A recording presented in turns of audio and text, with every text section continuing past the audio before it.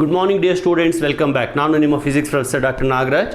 ಈ revised question bank 24-25 ಅಂತ ಹೇಳಿ ನಮ್ಮ ಪಿ ಯು ಬೋರ್ಡ್ನವರು ಒಂದು ರಿಲೀಸ್ ಮಾಡಿದ್ದಾರೆ. ಎಲ್ಲ ಸಬ್ಜೆಕ್ಟಲ್ಲೂ ಮಾಡಿದ್ದಾರೆ, ಫಿಸಿಕ್ಸ್ ಅಷ್ಟೇ ಅಲ್ಲ, ಎಲ್ಲ ಸಬ್ಜೆಕ್ಟ್ಸ್ನ ಕ್ವಶನ್ ಬ್ಯಾಂಕ್ಗಳು ಫಸ್ಟ್ ಪಿ ಯು ಸಿಗಿದೆ, ಸೆಕೆಂಡ್ ಪಿ ಯು ಸಿಗಿದೆ. ನಿಮ್ಮ ರಿಲೇಟಿವ್ಸ್ ಯಾರಾದರೂ ಅಥವಾ ನಿಮ್ಮ ಬ್ರದರ್ ಸಿಸ್ಟರ್ ಯಾರಾದರೂ ಫಸ್ಟ್ ಪಿ ಯು ಸಿ ಇದ್ದರೆ ಅವ್ರಿಗೂ ಹೇಳಿ, ಪಿ ಯು ಬೋರ್ಡ್ಗೆ ವೆಬ್ಸೈಟಿಗೆ ಹೋಗಿಬಿಟ್ಟು ಎಲ್ಲ ಕ್ವಶನ್ ಬ್ಯಾಂಕ್ಸನ್ನು ಡೌನ್ಲೋಡ್ ಮಾಡ್ಕೊಳ್ಳಿ. ನನ್ನ ಸಜೆಷನ್ನು ತುಂಬ ಒಳ್ಳೆ ಕೆಲಸ ಮಾಡಿದ್ದಾರೆ ನಮ್ಮ ಪಿ ಯು ಬೋರ್ಡ್ನವರು. ಬಹಳಷ್ಟು ಜನ ಲೆಕ್ಚರರ್ಸು, ಪ್ರೊಫೆಸರ್ಸು ಅದರಲ್ಲಿ ಕೈ ಜೋಡಿಸಿ ತುಂಬ ಚೆನ್ನಾಗಿ ಕ್ವಶನ್ ಬ್ಯಾಂಕನ್ನು ಪ್ರಿಪೇರ್ ಮಾಡಿದ್ದಾರೆ. ನೀವು ಈ ಕ್ವಶನ್ ಬ್ಯಾಂಕಲ್ಲಿ ಬರ್ತಕ್ಕಂಥ ಎಲ್ಲ ಕ್ವಶನ್ಸನ್ನು ಸಾಲ್ವ್ ಮಾಡ್ಕೊಳ್ತಾ ಹೋಗಿ. 1 ಮಾರ್ಕ್ ಕ್ಯಾಟಗರಿ ಇದೆ, ಅಂದರೆ MCQ ಇದೆ, ಫಿಲ್ ಇನ್ ದ ಬ್ಲ್ಯಾಂಕ್ಸ್ ಇದೆ, 2 ಮಾರ್ಕ್ ಇದೆ, 3 ಮಾರ್ಕ್ ಕ್ಯಾಟಗರಿ, ಅಂದರೆ ಕ್ವಶನ್ ಪೇಪರಲ್ಲಿ ಏನೇನು ಕ್ಯಾಟಗರಿ ಇದೆಯೋ ಅದೆಲ್ಲನೂ ಇದೆ. ಪ್ರತಿ ಚಾಪ್ಟರ್ನಲ್ಲೂ ಚಾಪ್ಟರ್ ವೈಸ್ ಮಾಡಿದ್ದಾರೆ. ಈಗ MCQ ಅಂತ ಬಂದರೆ ಪ್ರತಿ ಚಾಪ್ಟರ್ಲ್ಲೂ ಒಂದು 20-25 ಕ್ವಶನ್ಸ್ ಇದೆ. ಆಮೇಲೆ 2 ಮಾರ್ಕ್ ಕ್ವಶನ್ಸು ಅಷ್ಟೇ, sufficient questions they have included. So my dear students, better you download the PDF of this particular question bank. ಆಮೇಲೆ ಎಲ್ಲನೂ ಸಾಲ್ವ್ ಮಾಡ್ಕೊಳ್ತಾ ಹೋಗಿ. ಕ್ವಶನ್ ನಂಬರ್ ಹಾಕೋದು, ಆನ್ಸರ್ ಬರೆಯೋದು. ಸುಮ್ಮನೆ ನೋಡಿಬಿಟ್ಟು ನೀವು ನೋಡಿಬಿಟ್ಟು ಸುಮ್ಮನೆ ಆನ್ಸರ್ ಬರುತ್ತೆ ಅಂತ ಮನಸ್ಸಲ್ಲಿ ಅಂದ್ಕೋಬೇಡಿ. ಬರೆದು ಪ್ರಾಕ್ಟೀಸ್ ಮಾಡಿ. ಇನ್ನೂ 2.5 ತಿಂಗಳು ಟೈಮ್ ಇದೆ ನಿಮಗೆ, ಆಲ್ಮೋಸ್ಟ್ 2.5 3 ತಿಂಗಳ ತನಕ ಟೈಮ್ ಇದೆ. ಪ್ರತಿದಿನ ಒಂದು ಟೈಮ್ ಟೇಬಲ್ ಮಾಡ್ಕೊಳ್ಳಿ ನೀವು. ಈ ಟೈಮ್ ಟೇಬಲ್ ಪ್ರಕಾರನೇ ನಾನು ಈಗ ಹೋಗಬೇಕು. ಸೊ ಎವ್ರಿ ಡೇ ಫಿಸಿಕ್ಸ್ ಒಂದು ಅರ್ಧ ಚಾಪ್ಟರು, ಮ್ಯಾಥಮೆಟಿಕ್ಸ್ ಒಂದು ಅರ್ಧ ಚಾಪ್ಟರ್, ಈ ಥರ ಡಿವೈಡ್ ಮಾಡ್ಕೊಳ್ಳಿ. ಅಥವಾ ಫಿಸಿಕ್ಸ್ ಒಂದು ಚಾಪ್ಟರು, ಮ್ಯಾಥಮೆಟಿಕ್ಸ್ ಒಂದು ಚಾಪ್ಟರು, 2ನೇ ದಿನ ಕೆಮಿಸ್ಟ್ರಿ ಒಂದು ಚಾಪ್ಟರು, ಬಯಾಲಜಿನೋ ಅಥವಾ ಕಂಪ್ಯೂಟರ್ ಸೈನ್ಸ್ ಒಂದು ಚಾಪ್ಟರ್, ಈ ಥರ ಪ್ಲ್ಯಾನ್ ಮಾಡ್ಕೊಳ್ತಾ ಹೋಗಿ. ಇವಾಗ ಏನಿದ್ರು ನೀವು ಇರೋ ಟೈಮನ್ನು ಪ್ಲ್ಯಾನ್ ಮಾಡಿಕೊಂಡು ಮ್ಯಾನೇಜ್ ಮಾಡ್ಕೊಳ್ತಾ ಹೋಗಬೇಕು. ನಾನು ಫಿಸಿಕ್ಸಲ್ಲಿ ಅಂದರೆ ಏನು MCQ ಮತ್ತು ಎಲ್ಲ ಇದೆಯಲ್ಲ, 2 mark fill in the blank ಎಲ್ಲ ಇದೆಯಲ್ಲ, ಅದನ್ನು ನಾನು ಡಿಸ್ಕಸ್ ಮಾಡ್ತಾ ಹೋಗ್ತೀನಿ. ಚಾಪ್ಟರ್ ವೈಸ್ ಡಿಸ್ಕಸ್ ಮಾಡ್ತಾ ಹೋಗ್ತೀನಿ. ಆಮೇಲೆ ಇದರ PDF ಅನ್ನು ನಾನು ಶೇರ್ ಮಾಡ್ತಾ ಹೋಗ್ತೀನಿ. ನೀವು ಬೇಕಾದರೆ ಡೌನ್ಲೋಡ್ ಮಾಡ್ಕೊಳ್ಳಿ. ವಿಡಿಯೋದಲ್ಲಿ ನಾನು ಸಾಲ್ವ್ ಮಾಡಿರೋ ಪ್ರಾಬ್ಲಮ್ಸ್ನೆಲ್ಲ ನೋಡ್ಕೊತ ಹೋಗಿ. Okay, so I will proceed with the discussion of the questions from the question bank. Okay, so this is my channel physics ನಿಮಗಾಗಿ, ಫಿಸಿಕ್ಸ್ ಫಾರ್ ಯು. ನನ್ನ ಚಾನಲ್ಗೆ ನೀವು ಸಬ್ಸ್ಕ್ರೈಬ್ ಆಗಿ, ದಯವಿಟ್ಟು ನಿಮ್ಮ ಕಾಮೆಂಟ್ಸನ್ನು ಶೇರ್ ಮಾಡಿ. Okay, so first of all, before I start the discussion of the questions, I thank Department of School Education Pre-University Board. So ಈ P U ಬೋರ್ಡ್ನವರು ತುಂಬ ಒಂದು ಶ್ಲಾಘನೀಯ ಕೆಲಸವನ್ನು ಮಾಡಿದ್ದಾರೆ. ನಮ್ಮ ಎಜುಕೇಷನ್ ಮಿನಿಸ್ಟರ್ ಇರ್ಬೋದು, ಅಥವಾ ಪಿ ಯು ಬೋರ್ಡ್ ಡೈರೆಕ್ಟರ್ ಇರ್ಬೋದು, ಅಲ್ಲಿರ್ತಕ್ಕಂಥ ಅಫಿಷಿಯಲ್ಸ್ ಇರ್ಬೋದು, ಎಲ್ಲದಕ್ಕಿಂತ ಹೆಚ್ಚಾಗಿ ಈ ಕ್ವಶನ್ ಬ್ಯಾಂಕನ್ನು ಪ್ರಿಪೇರ್ ಮಾಡಲಿಕ್ಕೆ ಕೈ ಜೋಡಿಸಿದಾರಲ್ಲ ಟೀಚರ್ಸು, ಅವ್ರಿಗೆ ಒಂದು ದೊಡ್ಡ ಥ್ಯಾಂಕ್ಸನ್ನು ಹೇಳಬೇಕು. ಯಾಕೆಂದರೆ ಅವರ ಎಫರ್ಟ್ ಇಲ್ಲದೆ ಹೋಗಿದ್ದಿದ್ರೆ ಈ ಕ್ವಶನ್ ಬ್ಯಾಂಕು ಇಷ್ಟು ಸುಂದರವಾಗಿ, ಇಷ್ಟು ಮೀನಿಂಗ್ಫುಲ್ಲಾಗಿ ಬರ್ತಾ ಇರಲಿಲ್ಲ. ಸೊ ನಿಮಗೆ ಅದರಿಂದ ಭಾಳ ಅನುಕೂಲ ಆಗುತ್ತೆ. ಓಕೆ, ಸೊ ನಾನು ಆ ಎಲ್ಲ ಟೀಚರ್ಸ್ನ ನೆನಪಿಸ್ಕೊಳ್ತಾ ಅವ್ರಿಗೆಲ್ಲ ಥ್ಯಾಂಕ್ಸ್ ಹೇಳ್ತಾ, ನೋಡಿ, ಕೋಆರ್ಡಿನೇಟರ್ ಡಾಕ್ಟರ್ ಪ್ರೊಫೆಸರ್ ಮಹೇಶ್ ಅಂತ ಹೇಳಿಬಿಟ್ಟು, ಆಮೇಲೆ committee members Aditya Rao KV ಅಂತ, ಆಮೇಲೆ ದೇವರಾಜ್ ತಲಕಲ್ಲು ಅಂತ, professor Mahesh, professor Prasanna, professor Prakash, professor Chetana, ಇವರೆಲ್ಲರೂ ಕೂಡ ತುಂಬ ಎಫರ್ಟನ್ನು ಹಾಕಿ ಬಹಳ ಉತ್ತಮವಾದ ಪ್ರಶ್ನೆಗಳನ್ನು ಆಯ್ಕೆ ಮಾಡಿ, ಆಮೇಲೆ ತುಂಬ ಟಫ್ನೂ ಅಲ್ಲ ಹಂಗಂತೇಳಿ ತುಂಬ ಈಸಿನೂ ಅಲ್ಲ, ತುಂಬ ಟ್ರಿಕ್ಕಿನೂ ಅಲ್ಲ, ತುಂಬಾ ಕೇಕ್ ವಾಕ್ ಅನ್ನೋ ಥರನೂ ಇಲ್ಲ. ಎಕ್ಸಾಮಿಗೆ ಯಾವ ಥರ ಕೇಳಬಹುದೋ ಆ ಥರದ್ದೇ ಕ್ವಶನ್ಸ್ಗಳನ್ನು ಹಾಕಿದ್ದಾರೆ. ನನಗನ್ಸುತ್ತೆ ನೀವು ಈ ಕ್ವಶನ್ ಬ್ಯಾಂಕನ್ನು ಥರೋ ಆಗಿ ನೀವು ಪ್ರಾಕ್ಟೀಸ್ ಮಾಡಿಬಿಟ್ರೆ 70 ಔಟ್ ಆಫ್ 70 ತೆಗೆಯೋದ್ರಲ್ಲಿ ಯಾವ ಅನುಮಾನವೂ ಇಲ್ಲ. ಸುಮಾರು ಜನ ಕೇಳ್ತಾ ಇದ್ದಾರೆ, ಸರ್ 65 ತೆಗೆಯೋದು ಹೆಂಗೆ, 70 ತೆಗೆಯೋದು ಹೆಂಗೆ ಅಂತ. ಸತತ ಪರಿಶ್ರಮದ ಮುಂದೆ ಯಾರೂ ನಿಮ್ಮನ್ನು ಅಡ್ಡ ಆಗಿ ನಿಲ್ಲಕ್ಕೆ ಸಾಧ್ಯನೇ ಇಲ್ಲ. ನಿಮ್ಮ ಆ ಸತತ ಪರಿಶ್ರಮಕ್ಕೆ ನನ್ನ ಬೆಂಬಲ ಮತ್ತು ಈ ಎಲ್ಲ ಗುರುಗಳ ಬೆಂಬಲ ಇದೆ. ಎಲ್ಲರನ್ನೂ ಸ್ಮರಿಸ್ಕೊಳ್ಳಿ. ಎಲ್ರಿಗೂ ನಿಮ್ಮ ಮನಸ್ಸಿನಲ್ಲೇ ಒಂದು ಥ್ಯಾಂಕ್ಸನ್ನು ಹೇಳಿ ನಮಸ್ಕಾರ ಮಾಡಿಕೊಂಡು ಈ ಕ್ವಶನ್ ಬ್ಯಾಂಕ್ಗಳನ್ನು ಪ್ರಾಕ್ಟೀಸ್ ಮಾಡ್ತಾ ಹೋಗಿ. ಫಿಸಿಕ್ಸ್ ಇರ್ಬೋದು, ಕೆಮಿಸ್ಟ್ರಿ, ಮ್ಯಾಥಮೆಟಿಕ್ಸ್, ಎಲ್ಲ ಸಬ್ಜೆಕ್ಟ್ಸು ಅಷ್ಟೇ. ಎಲ್ಲ ಟೀಚರ್ಸು ಕೂಡ ಅವರೆಲ್ಲ ಉದ್ದೇಶ ಒಂದೇ, ನಮ್ಮ ವಿದ್ಯಾರ್ಥಿಗಳ ಭವಿಷ್ಯ ಚೆನ್ನಾಗಿರಬೇಕು. ನಮ್ಮ ಕರ್ನಾಟಕದ ವಿದ್ಯಾರ್ಥಿಗಳು ಬೇರೆ ಯಾವುದೇ ಸ್ಟೇಟಿನ ವಿದ್ಯಾರ್ಥಿಗಳಿಗಿಂತ ಏನು ಕಡಿಮೆ ಇರಬಾರ್ದು. ಅವರು ಒಳ್ಳೆ ಪರ್ಸೆಂಟೇಜನ್ನು ತೆಗೆದು ಉನ್ನತವಾದ ವ್ಯಾಸಂಗ ಮಾಡಬೇಕು ಅನ್ನೋ ಒಂದು ಸದುದ್ದೇಶದಿಂದ ಇದನ್ನೆಲ್ಲ ಮಾಡ್ತಾ ಇದ್ದಾರೆ. ಸೊ ನಾನು ಪರ್ಸ್ನಲಾಗಿ ಎಲ್ಲ ಪ್ರೊಫೆಸರ್ಸ್ಗೂ ಥ್ಯಾಂಕ್ಸ್ ಹೇಳ್ತಾ ಡಿಸ್ಕಷನ್ನ ಸ್ಟಾರ್ಟ್ ಮಾಡ್ತಾ ಇದ್ದೀನಿ. ಇಲ್ಲಿ ನಾನೇನು ಮಾಡ್ತೀನಿ, ಇಲ್ಲೇ ಕ್ವಶನ್ಸನ್ನು ಹಾಕಿದ್ದೀನಿ, ಅಲ್ಲೇ ಎಕ್ಸ್ಪ್ಲೈನ್ ಮಾಡ್ತಾ ಹೋಗ್ತೀನಿ. ಕೊನೆಗೆ ಮಲ್ಟಿಪಲ್ ಚಾಯ್ಸ್ ಕ್ವಶನ್ಸ್ದು ಲಿಸ್ಟ್ ಕೊಡ್ತೀನಿ. ಆಮೇಲೆ ಕೆಲವೊಂದು ಕ್ಯಾಲ್ಕುಲೇಷನ್ ಮಾಡುವಂಥ ಕ್ವಶನ್ಸ್ಗಳನ್ನು ಕ್ಯಾಲ್ಕುಲೇಷನ್ ಮಾಡಿಕೊಂಡು ಹೋಗ್ತೀನಿ. ಆಮೇಲೆ ಇದೆಲ್ಲನೂ ಕೂಡ ನಾನು PDF ಅನ್ನು ಹಾಕಿರೋದ್ರಿಂದ ನೀವು ಡೌನ್ಲೋಡ್ ಮಾಡಿಕೊಂಡು ಅಲ್ಲಿ ನೀವು ಪ್ರಾಕ್ಟೀಸ್ ಮಾಡಬಹುದು. ಇದು ಪ್ರತಿ ಚಾಪ್ಟರ್ಗೂ ಮಾಡ್ತೀನಿ. ಸರ್ ಹಂಗಾದ್ರೆ ನ್ಯೂಮರಿಕಲ್ ಪ್ರಾಬ್ಲಮ್ಸ್ ಸೆಕ್ಷನ್ ಸ್ಟಾರ್ಟ್ ಮಾಡಿದ್ರಲ್ಲ, ಅದೇನಾಯಿತು? ಅದನ್ನೂ ಮಾಡ್ತೀನಿ, ನ್ಯೂಮರಿಕಲ್ಸನ್ನು ಮಾಡ್ತೀನಿ. ಸ್ವಲ್ಪ ಹೆಕ್ಟಿಕ್ ಆಗ್ತಾ ಇದೆ. ಆಮೇಲೆ ಸುಮಾರು ಜನ CET ಕೇಳ್ತಾ ಇದ್ದಾರೆ, ನನ್ನ ಕಡೆಯಿಂದ ತುಂಬ ಡಿಲೇ ಆಗ್ತಾ ಇದೆ. CETನೂ ಮಾಡ್ತೀನಿ, ತೊಂದರೆ ಇಲ್ಲ. ನನ್ನ ಮ್ಯಾಕ್ಸಿಮಮ್ ಎಫರ್ಟನ್ನು ಹಾಕಿ CETನೂ ಕೂಡ ನಿಮಗೆ ಮುಗಿಸ್ಕೊಡ್ತೀನಿ. CET ನೀಟ್ಗೂ ಕೂಡ ಎಷ್ಟು ಸಾಧ್ಯನೋ ಅಷ್ಟು ನಾನು ಮಾಡ್ತೀನಿ. ಸೊ ನಾನು ಏನೇ ಮಾಡ್ಬೋದು ಮಾಡ್ಬೋದು. ಅದೇ ನನ್ನ ಒಂದು ಸಜೆಷನು, ನಿಮ್ಮ ಟೀಚರ್ಸನ್ನು ದಯವಿಟ್ಟು ನಿಮ್ಮ ಟೀಚರ್ಸ್ ಏನು ನೋಟ್ಸನ್ನು ಬರೆಸಿದ್ದಾರೆ, ಆಮೇಲೆ ಯಾವ ರೀತಿಯ ಪಾಠಗಳನ್ನು ಮಾಡಿದ್ದಾರೆ ಅವುಗಳನ್ನು ಫಸ್ಟ್ ಪ್ರಾಕ್ಟೀಸ್ ಮಾಡಿ. ಯಾಕೆಂತಂದರೆ ಅವರು ಓಪನ್ ಕ್ಲಾಸಲ್ಲಿ ಪಾಠ ಮಾಡಿರ್ತಾರೆ. ನಂದಾದರೆ ವೀಡಿಯೋಗಳನ್ನು ನಾನು ಮಾಡಿರ್ತೀನಿ, ಒನ್ ಸೈಡೆಡ್ ಆಗಿರುತ್ತೆ. ಅಲ್ಲಿ ಕ್ಲಾಸಲ್ಲಿ ಹಾಗಾಗಿರೋದಿಲ್ಲ, ಅಲ್ಲಿ ಪಾಠ ಮಾಡ್ತಿರ್ತಾರೆ, ನೀವು ಕೇಳಿಸ್ಕೊತಾ ಇರ್ತೀರ, ಅಲ್ಲೇ ಡೌಟ್ಸನ್ನು ಕ್ಲಾರಿಫೈ ಮಾಡಿರ್ತಾರೆ.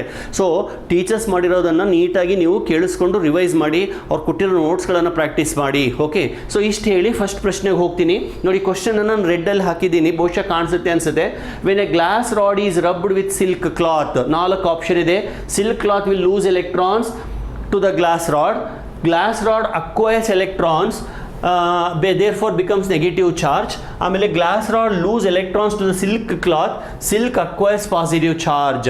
ಸೊ ಒಂದು ನೆನ್ಪಿಟ್ಕೊಳ್ಳಿ, ಗ್ಲಾಸ್ ರಾಡನ್ನು ರಬ್ ಮಾಡಿದಾಗ ಗ್ಲಾಸ್ ರಾಡಿಂದ ಎಲೆಕ್ಟ್ರಾನ್ಸ್ ಹೋಗುತ್ತೆ, ಹಾಗಾಗಿ ಗ್ಲಾಸ್ ರಾಡ್ ಪಾಸಿಟಿವ್ ಆಗುತ್ತೆ. ಅದೇ ಪ್ಲಾಸ್ಟಿಕ್ ರಾಡನ್ನು ರಬ್ ಮಾಡಿದಾಗ ಪ್ಲಾಸ್ಟಿಕ್ ರಾಡ್ಗೆ ಎಲೆಕ್ಟ್ರಾನ್ಸ್ ಬರುತ್ತೆ, ಹಾಗಾಗಿ ಪ್ಲಾಸ್ಟಿಕ್ ರಾಡು ನೆಗೆಟಿವ್ ಆಗುತ್ತೆ. ಸೊ ಈ ಥರ ನೆನ್ಪಿಟ್ಕೊಳ್ಳಿ. ಸೊ ಗ್ಲಾಸ್ ರಾಡನ್ನು ರಬ್ ಮಾಡಿದಾಗ ಗ್ಲಾಸ್ ರಾಡ್ ಬಿಕಮ್ಸ್ ಪಾಸಿಟಿವ್, ಪ್ಲಾಸ್ಟಿಕ್ಕನ್ನು ರಬ್ ಮಾಡಿದಾಗ ಪ್ಲಾಸ್ಟಿಕ್ ಬಿಕಮ್ಸ್ ನೆಗೆಟಿವ್. ಸೊ ಆ ಲೆಕ್ಕಕ್ಕೆ ಬಂದರೆ silk cloth will lose electrons to glass rod ಆಗಲ್ಲ, glass rod acquires negative charge ಆಗೋದಿಲ್ಲ, glass rod will lose electrons. So ಇದು ಆಗುತ್ತೆ. Okay, so just 1 minute, I will choose the color. Okay, so ಇದು answer ಆಗುತ್ತೆ. Okay, B is the answer. Next question, the electric field at a distance R from infinitely long straight conductor is, ಅಂದರೆ straight ಕಂಡಕ್ಟರಿನ electric field ಫಾರ್ಮುಲಾನ ನೆನಪಿಸ್ಕೊಂಡ್ರೆ ಇದಕ್ಕೆ ನೀವು answer ಮಾಡ್ಬೋದು. ಇಲ್ಲೇ ಬರೆದ್ಬಿಡ್ತೀನಿ, ಇಲ್ಲಿ ಜಾಗ ಇಲ್ಲ, ಇಲ್ಲೇ ಬರೆದ್ಬಿಡ್ತೀನಿ, ಇದೇ ಜಾಗ ಇದೆ ಬಿಡಿ. Okay, I will write the expression. ನೋಡಿ, ಇದು ಸ್ಟ್ರೈಟ್ ಕಂಡಕ್ಟರ್ ಆದರೆ ಇದ್ರ ಮೇಲೆ ಪಾಸಿಟಿವ್ ಚಾರ್ಜ್ ಇದೆ ಅಂತಂದೆ ಅಂದ್ಕೊಳ್ಳೋಣ.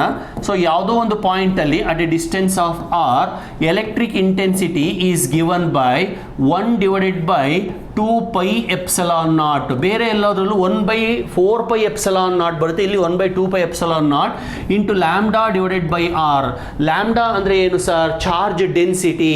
ಸ್ಪೆರಿಕಲ್ ಚಾರ್ಜ್ಗಾದರೆ ಕ್ಯೂ ಅಂತ ಬರುತ್ತೆ, ಸಿಲಿಂಡ್ರಿಕಲ್ ಚಾರ್ಜ್ ಆದರೆ ಲ್ಯಾಂಬ್ಡಾ ಬರುತ್ತೆ, ಶೀಟ್ ಚಾರ್ಜ್ ಆದರೆ ಸಿಗ್ಮಾ ಬರುತ್ತೆ, ಅಂದರೆ ಸರ್ಫೇಸ್ ಚಾರ್ಜ್ ಡೆನ್ಸಿಟಿ. ಓಕೆ, ಇದ್ರ ಪ್ರಕಾರ E is inversely proportional to R. ನೋಡಿ ಎಲ್ಲಿದೆ? Inversely proportional to R, first ಆಪ್ಷನ್ನೇ ಇದೆ. Okay, inversely proportional to R. ಅದೇ ಸ್ಪೆರಿಕಲ್ ಚಾರ್ಜ್ ಆದರೆ ಆರ್ ಸ್ಕ್ವೇರ್ ಬರುತ್ತೆ. So inversely proportional to R square. ಗೊತ್ತಾಗ್ತಿದೆಯಲ್ಲ? ಅಂದರೆ ಇಲ್ಲಿ ನಾನು ಒಂದು ಪ್ರಶ್ನೆ ತಗೊಂಡು ಒಂದೇ ಪ್ರಶ್ನೆಗೆ ಸೀಮಿತಗೊಳಿಸೋದಿಲ್ಲ, ಅದನ್ನು ಯಾವ ಥರ ಚೇಂಜ್ ಮಾಡಬಹುದು, ಮಾಡಿದರೆ ಯಾವ ಆನ್ಸರನ್ನು ಬರೀಬೇಕು ಅದನ್ನು ಕೂಡ ನಾನು ಹೇಳ್ತಾ ಇದ್ದೀನಿ. ಓಕೆ, ನಿಮಗೆಲ್ಲ ಗೊತ್ತಿದೆ ಬಿಡಿ ನಾನು ಯಾವ ಥರ ಟೀಚ್ ಮಾಡ್ತಾ ಇದ್ದೀನಿ ಅಂತ. ಇಷ್ಟಗಾಲಿ ಚೆನ್ನಾಗಿ ನಿಮಗೆ ಮನದಟ್ಟಾಗಿದೆ. ಓಕೆ, ನೆಕ್ಸ್ಟ್ ಕ್ವಶನ್ ಬರ್ತಾ ಇದೆ. Which one of the following charge is not possible? ಇದು ಚಾರ್ಜಿನ ಕ್ವಾಂಟೈಸೇಷನ್ ಪ್ರಾಪರ್ಟಿ ಮೇಲೆ ಡಿಪೆಂಡ್ ಆಗಿದೆ. ಮಕ್ಕಳೇ, ನಿಮಗೆಲ್ಲ ಗೊತ್ತಿದೆ Q is equal to plus or minus NE ಅಂತ. This is the important property of the charge. Charge is always quantized. You cannot remove electrons in fraction. ಅರ್ಧ, ಮುಕ್ಕಾಲು, ಕಾಲ್ ಭಾಗ ಅಂತ ಎಲೆಕ್ಟ್ರಾನ್ಸ್ ಅನ್ನು ತೆಗಿಯಂಗಿಲ್ಲ. ತೆಗೆದ್ರೆ 1 2 3 4 ಹಾಕಿದ್ರು ಕೂಡ ಅಷ್ಟೇ 1 2 3 4 ಅಂದರೆ n must be an integer. So n is equal to q divided by e. So ನೀವು ಹಾಕಿ q and e ಹಾಕಿ ಸಾಲ್ವ್ ಮಾಡಿದಾಗ n ಇಂಟೆಜರೇ ಬರಬೇಕು. ಬಂದರೆ ಮಾತ್ರ ಅದು ಅಲೌಡ್, ಬರಲಿಲ್ಲ ಅಂತಂದರೆ ನಾಟ್ ಅಲೌಡ್. ಈಗ ಒಂದೊಂದೇ ಚೆಕ್ ಮಾಡ್ಕೊಳ್ತಾ ಬನ್ನಿ. First one 1.6 divided by 1.6. So first ಒನ್ಗೆ n is equal to 1 ಬರುತ್ತೆ, ಹಾಗಾಗಿ ಇದು ಅಲೌಡ್. ಅಲ್ಲಿ ಕೇಳಿದ್ರು ನಾಟ್ ಅಲೌಡ್. ಸೆಕೆಂಡ್ ಒನ್ ತಗೊಳ್ಳೋಣ, 3.2. ಸರ್ 204 ಇದೆಯಲ್ಲ, ತೊಂದರೆ ಇಲ್ಲ. 3.2 ಫಸ್ಟ್ ಡೆಸಿಮಲ್ ಒಂದನ್ನೇ ಕನ್ಸಿಡರ್ ಮಾಡಿ. 3.22 ಡಿವೈಡೆಡ್ ಬೈ 1.6. ಯಾಕೆಂತಂದರೆ ಎಲೆಕ್ಟ್ರಾನ್ ಚಾರ್ಜ್ ಬಂದು 1.6 into 10 to the power of -19. So ಸುಮ್ಮನೆ ಒಂದು ಎಕ್ಸಾಂಪಲನ್ನು ತೋರಿಸ್ತಿದ್ದೀನಿ. So 1.6 1s 1.6 2s. ಸೊ ಇದು ಕೂಡ ಅಲೌಡ್, ಇದು ಅಲೌಡೇನೆ. ನೆಕ್ಸ್ಟ್ ಬರೋಣ. ಇದು ನೋಡಿ 5.6 by 1.6. 5.6 by 1.6 not allowed. ಯಾಕೆಂದರೆ 5.6 by 1.6 ಮಾಡಿದರೆ ಹೋಲ್ ನಂಬರ್ ಬರೋದಿಲ್ಲ. ಎಷ್ಟು ಬರುತ್ತೆ? 5.6 divided by 1.6 comes out to be 3.5. 3 ಬಂದಿದ್ರೆ ಅಲೌಡ್ ಅಂತ ಹೇಳ್ತಾ ಇದ್ದೆ, 4 ಬಂದಿದ್ರು ಅಲೌಡ್ ಅಂತ ಹೇಳ್ತಾ ಇದ್ರೆ, 3.5 ಬಂದಿರೋದ್ರಿಂದ it is not allowed because n is a fraction. So ಕೊಟ್ಟಿರೋ ಪ್ರಶ್ನೆಗೆ ಇದು ಉತ್ತರ. ಸೊ ನಾಟ್ ಪಾಸಿಬಲ್ ಅಂತ ಹೇಳಿದ್ದಾರೆ. So this is not possible. ಕೊನೆಯದು ಚೆಕ್ ಮಾಡಿಬಿಡಿ, ನೋಡಿ ಎಷ್ಟು ಬರುತ್ತೆ. Yes, you are correct sir, 4 ಬರುತ್ತೆ sir. Okay, that is correct. Okay, ನಾವು moving on to the next question. Electrostatic force between 2 charges in vacuum is given by F is equal to, ಇಲ್ಲೊಂದು formula ಇದೆ ಸ್ವಲ್ಪ miss ಆಗಿದೆ, Q1 Q2 divided by R square ಅಂತ. ಇದು Q1, ಇದು Q2 divided by R square, where K is, K ಅಂದರೆ ಏನು ನೆನ್ಪಿಟ್ಕೊಳ್ಳಿ, ಇದು ಬಹಳ ಮುಖ್ಯವಾದಂಥ ವ್ಯಾಲ್ಯೂ. ಕೆ ಬಂದ್ಬಿಟ್ಟು 1/4πε0. ಈ 4ಅನ್ನು ಪೈಯನ್ನು ಎಪ್ಸಲಾನ್ ನಾಟ್ ಅಂದರೆ 8.85 × 10⁻12 ಎಲ್ಲ ಹಾಕಿ ಸಾಲ್ವ್ ಮಾಡಿದರೆ 9 × 10⁻9 ಬರುತ್ತೆ. ಸರಿ, 9 × 10⁻9 ಏನೋ ಸರಿ. ಇಲ್ಲಿ ನೋಡಿದರೆ 1 2 3 ಕಡೆ 9 × 10⁻9 ಇದೆ. ಹಾಗಾದರೆ ಯಾವುದನ್ನು ತಗೋಬೇಕು ಸರ್? ಎಸ್, ದಟ್ ಈಸ್ ನೋಡಿ, ಅಲ್ಲೇ ಟ್ವಿಸ್ಟ್ ಮಾಡಿದ್ದಾರೆ, ಯೂನಿಟ್ಗಳನ್ನು ಚೇಂಜ್ ಮಾಡಿದ್ದಾರೆ. ಸೊ ಅದಕ್ಕೆ ವಾಪಸ್ ಈಕ್ವೇಷನಿಗೆ ಹೋಗೋಣ. F is equal to K Q1 Q2 divided by R square. ನೋಡಿ, ಯೂನಿಟ್ಗಳನ್ನು ಬರೆಯೋದು ಹೆಂಗೆ ಅಂತ ಹೇಳ್ಕೊಡ್ತೀನಿ. ಎಫ್ ಅಂದರೆ newton, okay, is equal to K ಗೊತ್ತಿಲ್ಲ, ಇಂಟು ಚಾರ್ಜ್ ಈಸ್ ಕೂಲಂಬ್, ಕೂಲಂಬಲ್ಲಿಗೆ ಕೂಲಂಬ್ ಸ್ಕ್ವೇರ್ ಆಯಿತು, ಡಿವೈಡೆಡ್ ಬೈ ಆರ್ ಅಂದರೆ ಮೀಟರ್ ಸ್ಕ್ವೇರ್ ಆಯಿತು. ಸೊ ಈ ಕಡೆ ಬರಿತೀನಿ, ಅಲ್ಲಿಗೆ ನ್ಯೂಟನ್, ಮೀಟರ್ ಸ್ಕ್ವೇರ್ ಈ ಕಡೆ ಬರುತ್ತೆ, ಮೀಟರ್ ಸ್ಕ್ವೇರ್, ಕೂಲಮ್ ಕೆಳಗಡೆ ಬರುತ್ತೆ, ಕೆಳಗಡೆ ಅಂತಂದರೆ to the power -2. This is the unit of K. ಅಲ್ಲಿಗೆ ಕೆ ಬಂದ್ಬಿಟ್ಟು 9 × 10⁻9 newton metre square per coulomb square. So ಹಾಗೆ ಹುಡುಕಿ, newton metre square per coulomb square. So this is the answer. ಆಮೇಲೆ ಇದು ಏನಿದೆಯಲ್ಲ 9 × 10⁻9, this is true only for vacuum. ಅದಕ್ಕೆ ನೋಡಿ ಇಲ್ಲಿ ವ್ಯಾಕ್ಯೂಮ್ ಅಂತ ಮೆನ್ಷನ್ ಮಾಡಿದ್ದಾರೆ. It is true only for vacuum. ಅರ್ಥ ಆಗ್ತಾ ಇದೆಯಲ್ವಾ ಮಕ್ಕಳೇ? Okay, that's all about the question number 4. Now we will move on to the next question. Next question ಏನು ಹೇಳುತ್ತೆ?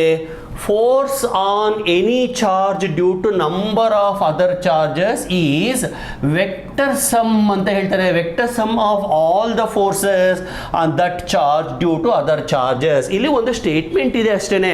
ಈ ಸ್ಟೇಟ್ಮೆಂಟ್ ಏನಪ್ಪ ಅಂದರೆ, force on any charge due to number of multiple charges. ಇವಾಗ ಇಲ್ಲೊಂದು ಚಾರ್ಜ್ ಇದೆ, ಇಲ್ಲೊಂದು ಚಾರ್ಜ್ ಇದೆ, ಇಲ್ಲೊಂದಿದೆ, ಇಲ್ಲೊಂದಿದೆ, ಇಲ್ಲೊಂದಿದೆ, ಈ ಥರ ಮಲ್ಟಿಪಲ್ ಚಾರ್ಜಸ್ ಇದ್ದಾವೆ. ಎಲ್ಲದ್ರ ಮಧ್ಯೆನೂ ಫೋರ್ಸ್ ಇರುತ್ತೆ. Between these two there is a force, between these two, between these two, between these two ಎಲ್ಲದ್ರ ಮಧ್ಯೆನೂ ಫೋರ್ಸ್ ಇರುತ್ತೆ. ಆಯಿತಾ? ಈಗ ನಾವು ಯಾವ್ದಾದ್ರು ಒಂದು ಪರ್ಟಿಕ್ಯುಲರ್ ಚಾರ್ಜಿನ ಮೇಲೆ ಫೋರ್ಸನ್ನು ಕಂಡುಹಿಡಿಬೇಕು ಅಂದರೆ that force must be vector sum of all the forces. ಇವೆರಡರ ಮಧ್ಯೆ F1 ಇರಲಿ, ಇವೆರಡರ ಮಧ್ಯೆ F2, F3, F4 ಏನೇನು ಇರುತ್ತಲ್ಲ ಅವುಗಳನ್ನೆಲ್ಲ ನಾವು ವೆಕ್ಟರ್ ಸಮ್ ಮಾಡಿದರೆ ಅವಾಗ ಬರೋದೇನೆ ರಿಸಲ್ಟೆಂಟ್ ಫೋರ್ಸ್. ಈ ಥರ ಇದನ್ನು ನಾವು ಪ್ರಿನ್ಸಿಪಲ್ ಆಫ್ ಸೂಪರ್ ಪೊಸಿಷನ್ ಅಂತ ಕರಿತೀವಿ. ಪ್ರಿನ್ಸಿಪಲ್ ಆಫ್ ಸೂಪರ್ ಪೊಸಿಷನಲ್ಲಿ 2-3 ಥರ ಪ್ರಿನ್ಸಿಪಲ್ಸ್ ಇದ್ದಾವೆ. ಇದು principle of superposition of electric force. ಇದನ್ನೇ ಫೀಲ್ಡ್ ಅಂತ ಕೇಳಿದಾಗ principle of superposition of electric field ಅಂತ ಹೇಳಬೇಕು. ಸೊ ಇಲ್ಲಿ ಸ್ಟೇಟ್ಮೆಂಟು ಕ್ವಾಂಟೈಸೇಷನ್ ಅಲ್ಲ, ಪ್ರಿನ್ಸಿಪಲ್ ಆಫ್ ಹೋಮೋಜಿನಿಟಿನೂ ಅಲ್ಲ, ಅಡಿಟಿವಿಟಿ ಅಂತೂ ಅಲ್ವೇ ಅಲ್ಲ. ಅಡಿಟಿವಿಟಿ ಬರೋದು ಬರೀ ಸ್ಕೇಲಾರ್ ಕ್ವಾಂಟಿಟೀಸ್ ಆಗಿದ್ದಾಗ ಮಾತ್ರ. ವೆಕ್ಟರ್ ಕ್ವಾಂಟಿಟೀಸನ್ನು ಡೈರೆಕ್ಟಾಗಿ ಆ್ಯಡ್ ಮಾಡೋಂಗೇ ಇಲ್ಲ. So this is the answer, principle of superposition of electric forces. ಗೊತ್ತಾಗ್ತಾ ಇದೆಯಲ್ವಾ? Okay, I hope you are following. ತುಂಬ ಚೆನ್ನಾಗಿ ಫ್ರೇಮ್ ಮಾಡಿದ್ದಾರೆ ಕ್ವಶನ್ಸನ್ನು. ಇಲ್ಲಿ ನೋಡಿ, ತುಂಬ ಟಫ್ನೂ ಅಲ್ಲ, ಹಂಗಂತ ಕೇಕ್ ವಾಕಲ್ಲ, ಅಂದರೆ ಸುಲಭವಾಗಿಯೂ ಇಲ್ಲ, ಸ್ವಲ್ಪನಾದರೂ ಯೋಚನೆ ಮಾಡಲೇಬೇಕು. ಓಕೆ, ನೆಕ್ಸ್ಟ್ ಕ್ವಶನ್ ಏನು? the direction of electric field vector, okay, just 1 minute. The direction of electric field vector at a point on the equatorial line of a dipole. Dipole ಅಂತ ಬಂದಾಗ 2 ಬರುತ್ತೆ ಫೀಲ್ಡ್. ಒಂದು ಆಕ್ಸಿಸ್ಸಿನ ಮೇಲೆ ನೋಡಿ, ಇದು ಡೈಪೋಲ್ ಅಂದ್ಕೊಳ್ಳೋಣ, ಇದು positive charge, ಇದು ನೆಗೆಟಿವ್ ಚಾರ್ಜ್. ಯಾವಾಗಲೂ ಡೈಪೋಲ್ ಮೊಮೆಂಟು ನೆಗೆಟಿವ್ ಇಂದ ಪಾಸಿಟಿವ್ ಇರುತ್ತೆ. ಇದನ್ನು ನಾನು ಆಕ್ಸಿಸ್ ಅಂತ ಕರಿತೀನಿ. ಇದಕ್ಕೆ ಪರ್ಪೆಂಡಿಕ್ಯುಲರ್ ಆಗಿ ಡ್ರಾ ಮಾಡಿದರೆ ಅದನ್ನು ಈಕ್ವೆಟೋರಿಯಲ್ ಲೈನ್ ಅಥವಾ ಬೈಸೆಕ್ಟರ್ ಅಂತ ಕರೀತಾರೆ. ಸೊ ಇಲ್ಲಿ ಕೇಳಿರೋದಲ್ಲಿ ಈಕ್ವೆಟೋರಿಯಲ್ ಅಥವಾ ಬೈಸೆಕ್ಟರ್ ಈ ಲೈನಿನ ಮೇಲೆ. ಸೊ ಯಾವಾಗಲೂ ಎಲೆಕ್ಟ್ರಿಕ್ ಫೀಲ್ಡು ಆಕ್ಸಿಸ್ಸಿನ ಮೇಲೆ, ಓಕೆ, ಆಕ್ಸಿಸ್ನ ನಾನು EA ಅಂತ ತಗೋತೀನಿ, ಬೈಸೆಕ್ಟರನ್ನು EB ಅಂತ ತಗೋತೀನಿ. EA ಬಂದುಬಿಟ್ಟು 1/4πε0 ಈಕ್ವೇಶನ್ ಅನ್ನು ಬರೆದು ಬಿಡ್ತೀನಿ 2p/r³. ಓಕೆ, ಅದೇ ಈ ಬೈಸೆಕ್ಟರ್ ಅಂತ ಬಂದರೆ ಇಟ್ ಈಸ್ 1/4πε0 p/r³ ಅಷ್ಟೇನೆ. That means EA is 2 times EB. ಇದು ಒಂದು ಪಾಯಿಂಟ್. ಇನ್ನೊಂದು ಪಾಯಿಂಟ್ ಏನಪ್ಪ ಅಂದರೆ EA ಬಂದುಬಿಟ್ಟು ಯಾವಾಗಲೂ ಈ ಡೈಪೋಲ್ ಮೊಮೆಂಟ್ ಯಾವ ಕಡೆಗಿರುತ್ತೋ ಓಕೆ ಅದೇ ಡೈರೆಕ್ಷನ್ನಲ್ಲೇ ಇರುತ್ತೆ EA. So EA makes an angle of 0 degree. ಅದೇ EB ಬಂದು ಇದಕ್ಕೆ ಆಪೋಸಿಟ್ ಆಗಿರುತ್ತೆ. ಓಕೆ, ಸೊ ಡೈಪೋಲ್ ಮೊಮೆಂಟ್ಗೆ ಆಪೋಸಿಟ್ ಆಗಿರುತ್ತೆ. ಸೊ ಈಗ ಕ್ವಶನಲ್ಲಿ ನೋಡೋಣ. Direction of the electric field on the equatorial line of the dipole is in the same direction, ಇಲ್ಲ towards the negative charge. ನೋಡೋಣ. in the opposite direction to the dipole moment. correct. ಇದು more appropriate. okay, so answer is option B. ಗೊತ್ತಾಗ್ತಾ ಇದೆಯಲ್ವಾ? okay, we will move on to the next question. next question ಏನು ಹೇಳುತ್ತೆ ನೋಡೋಣ. dipole moment is a vector quantity which is pointing from ಇಲ್ಲೇ ಹೇಳಿದ್ನಲ್ಲ, dipole moment is a vector quantity pointing from negative to positive charge, negative to positive along the axis. so option A. okay, so next question 7 ಆಯಿತು. ಈಗ question number 8. name the physical quantity which is having the dimensional formula L1 T1 A1. ಇದು L1 ಅಂತ, T1 ಅಂತ, A1 ಅಂತ. ನೋಡಿ, ಈ ಥರ dimensional formula ಬಂದಾಗ ನಾವು ಎಲ್ಲ ಆಪ್ಷನ್ನು ಚೆಕ್ ಮಾಡ್ಕೊಂಡು ಹೋಗಬೇಕು. ಆವಾಗ ನಮಗೆ ಆನ್ಸರ್ ಸಿಗುತ್ತೆ. ಹೆಂಗೆ ನೋಡೋಣ. Linear charge density lambda definition ಬರೆಯೋಣ, Q/L ಅಂತ. ಓಕೆ, ಆಮೇಲೆ ಒಂದು ನೆನ್ಪಿಟ್ಕೊಳ್ಳಿ, Q ಬಂದ್ಬಿಟ್ಟು ಕರೆಂಟ್ ಇಂಟು ಟೈಮ್ ಅಂತ. ಓಕೆ, ಅಲ್ಲಿಗೆ dimension of Q is equal to ಕರೆಂಟ್ಗೆ A1 ಅಂತ ಬರಿತೀವಿ, ಟೈಮ್ಗೆ T1 ಅಂತ ಬರಿತೀವಿ. ಸೊ ಚಾರ್ಜಿನ ಡೈಮೆನ್ಷನ್ ಬಂತು. ಓಕೆ, ಸೊ ಇಲ್ಲಿಗೆ ಬರೋಣ. Q ಅಂದರೆ A1 T1 divided by length L1. So that is equal to A1 T1 L-1.